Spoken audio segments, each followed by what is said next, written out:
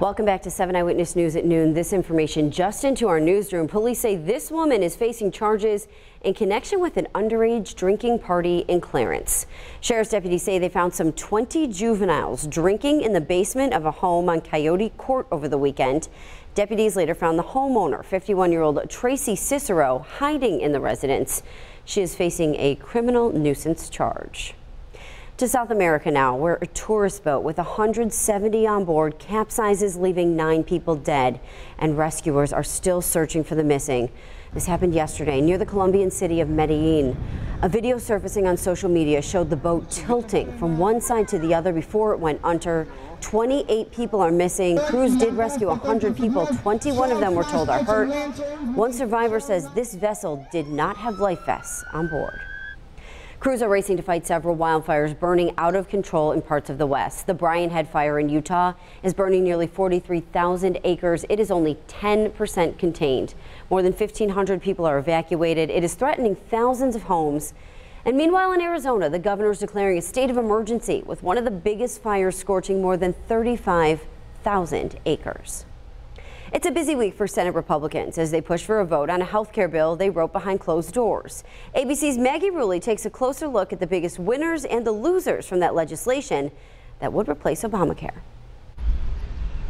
The clock is ticking on health care, and despite it looking like an uphill battle in the Senate, President Trump is cautiously optimistic on Fox News. I think we're going to get there. And blames Democrats for blocking the process, even tweeting that it's not easy and perhaps he should just let Obamacare crash and burn. With Democrats united against the new bill. We are doing everything we can to fight this bill because it's so devastating for the middle class. Republicans can only lose 2 votes from their party, and 5 already said they're not on board, with 5 others saying they have serious concerns.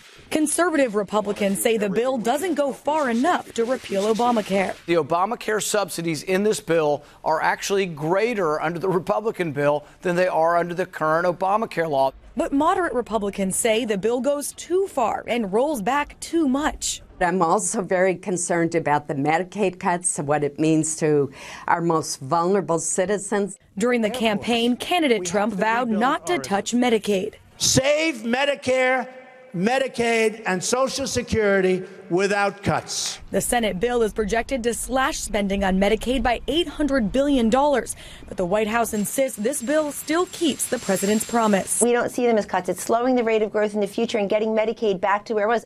We expect to get a score from the Congressional Budget Office as early as today, and that will tell us how much this bill will cost taxpayers and how many Americans could lose their coverage under the new plan. Maggie Rulli, ABC News, New York.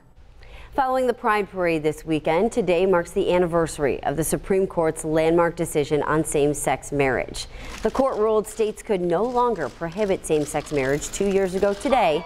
According to a Gallup poll, about 10% of LGBT adults in the U.S. are married to a same-sex spouse, and that's up 2% since that decision. Well, the sun is peeking out there, Autumn, but it looks like there is some rain on the way for different parts. So if you want to get outside this afternoon, what are the chances? Lake effect rain. We're talking about it. It's not snow, but the temperature is 10 degrees cooler than average, and especially into the overnight.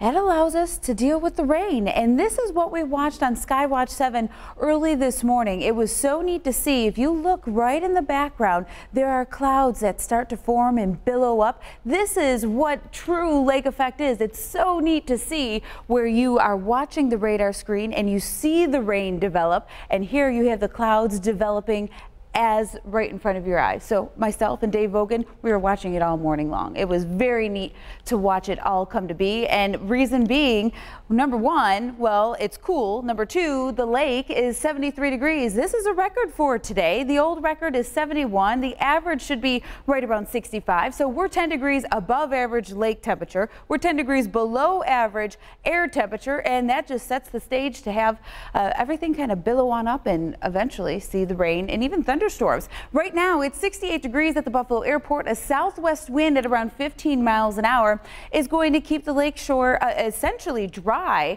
and it's going to keep it cool in the 60s for the day today. We will find temperatures in the 70s and even on the lake with what we have out there. The lake temperature 73, the air temperature right above it will be right about the same. The flag that you see there, it's a small craft advisory with winds to around 20 miles an hour, and gusts are going to be higher than that. So 2 to 3 foot waves, not really suggesting those small crafts kind of go out on the lake, but near shore, that's what we'll be dealing with. As we look at 7 Super Doppler, where do we have the rain this afternoon? We have very scattered light rain showers between Lockport and Newstead, right near Batavia as well. We had one small cell roll through northern portions of Buffalo to Amherst out towards Clarence, very light, but more so towards Pembroke. Also, looking at Machias, Arcade, right through our eastern sections of Allegheny County. We're watching it now. A few thunderstorms are now popping up between Leon, New Albion, and right along the 219 just south of Concord. This is what we're going to watch for the afternoon. Buffalo sandwiched in between these two areas, dealing with rainfall. Outside of that, it's dry. However, we are going to find some rain coming in.